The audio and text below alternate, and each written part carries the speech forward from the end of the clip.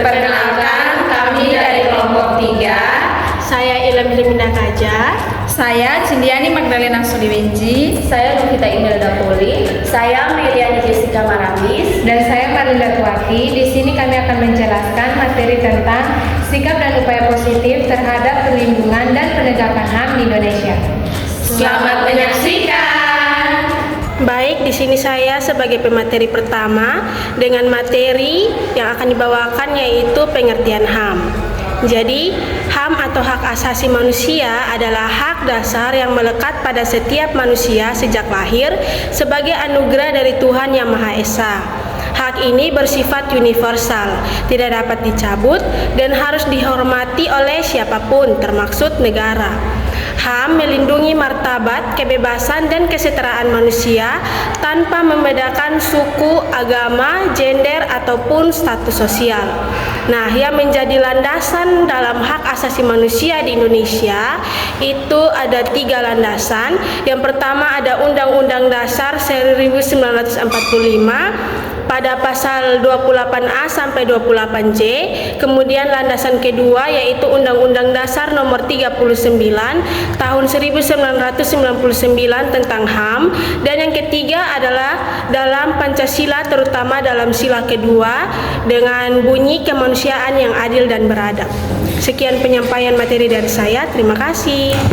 Halo semua, perkenalkan nama saya Meliani Jessica Maramis. Di sini saya akan membawakan materi mengenai penegakan dan perlindungan HAM di Indonesia.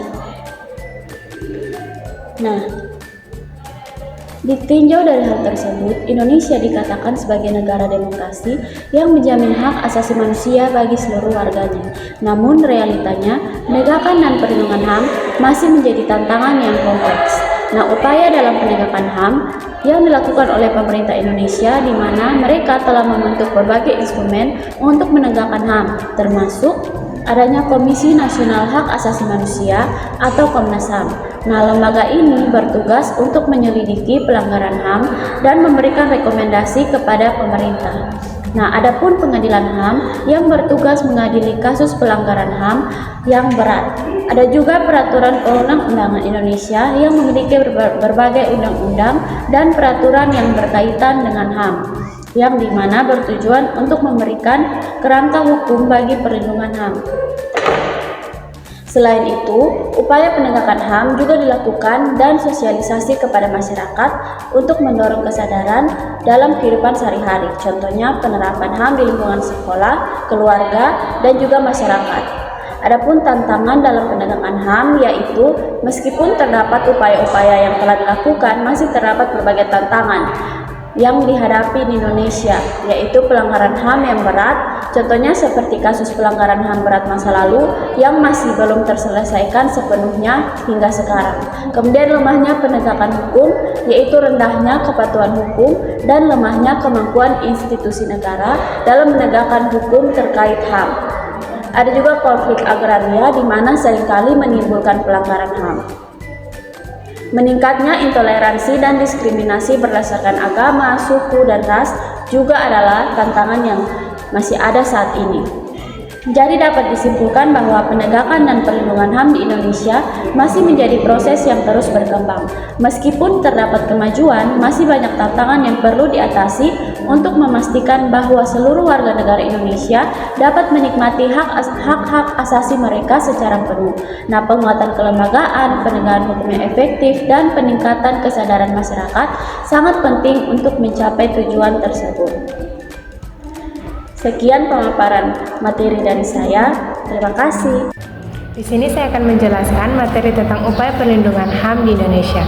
Perlindungan HAM di Indonesia didasarkan pada adanya hukum tertulis yang memuat aturan-aturan tentang HAM, di mana meliputi yang pertama, 1. Dalam konstitusi atau Undang-Undang 1945, di mana konstitusi ini memberikan jaminan yang sangat erat terhadap HAM. Perubahan atau penghapusan pasal-pasal terkait HAM dalam konstitusi adalah proses yang sangat berat dan panjang melalui amandemen dan referendum.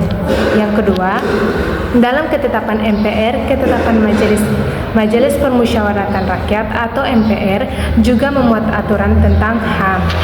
Lalu yang ketiga, dalam undang-undang, berbagai undang-undang khususnya mengatur dan melindungi HAM. Yang keempat, dalam peraturan pelaksanaan undang-undang, aturan-aturan pelaksanaan seperti peraturan pemerintah, keputusan presiden, dan peraturan pelaksanaan lainnya juga menjadi bagian dari upaya perlindungan HAM. Penegakan perlindungan HAM, perlindungan HAM tidak hanya terbatas pada pembentukan instrumen dan kelembagaan HAM yang kuat, tetapi juga memerlukan kerjasama dan kontribusi penuh dari seluruh masyarakat. Sekian pembawaan materi dari saya. Terima kasih. Jadi baik, di sini saya akan lanjutkan materi pada poin C, yaitu upaya positif penegakan kasus pelanggaran HAM. Nah, upaya penegakan HAM di Indonesia harus diapresiasi oleh setiap elemen bangsa. Hal ini karena HAM adalah hak-hak dasar yang mutlak harus dimiliki manusia. Nah, pelanggaran terhadap HAM ditentang oleh ajaran agama manapun. HAM mendapatkan perhatian serius. Tujuan bangsa Indonesia akan dapat dicapai kalau nilai-nilai kemanusiaan ini juga dapat dijunjung tinggi dan mendapatkan perhatian yang memadai.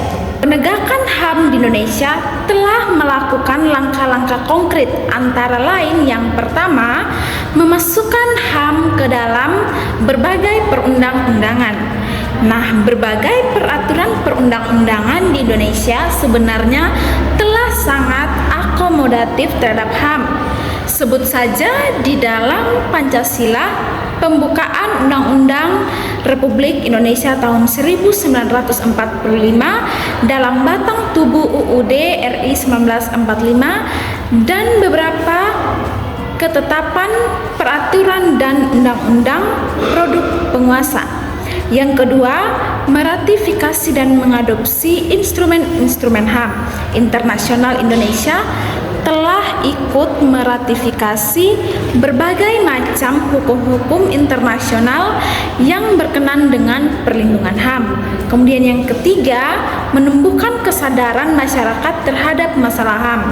Nah, kesadaran masyarakat terhadap masalah HAM perlu ditumbuhkan dan dibangun sejalan dengan nilai-nilai kemanusiaan yang memang harus dilindungi dan diperjuangkan. Membangun kesadaran dapat pula diartikan dengan membudayakan penghormatan terhadap nilai-nilai dasar kemanusiaan. Pemberdayaan tidak sekedar menjadikan HAM sekedar sebagai wacana publik, tapi mendorong agar penghormatan terhadap HAM menjadi satu keniscayaan dalam tindakan nyata.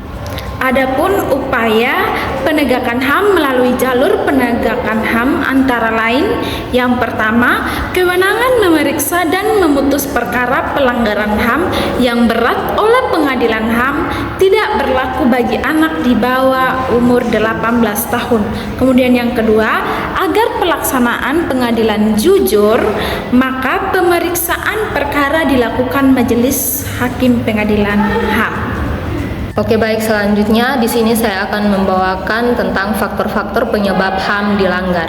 Nah, pelanggaran HAM diakibatkan oleh beberapa faktor, termasuk kurangnya kesadaran, pandangan individualistik, serta lemahnya lembaga penegak hukum. Nah, penegakan HAM di Indonesia dilakukan melalui berbagai upaya, mulai dari penyuluhan hingga penindakan hukum dengan fokus pada penyelesaian masalah, pemulihan korban, dan jaminan proses peradilan yang adil.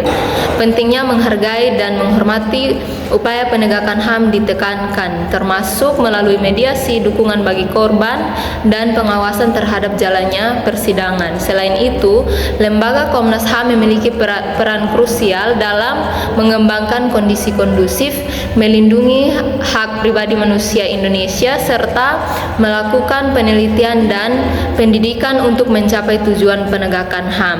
Upaya bersama dari berbagai pihak sangat diperlukan untuk memastikan perlindungan dan pemajuan HAM di Indonesia. Sekian penyampaian materi dari kelompok kami, semoga bermanfaat. Terima kasih.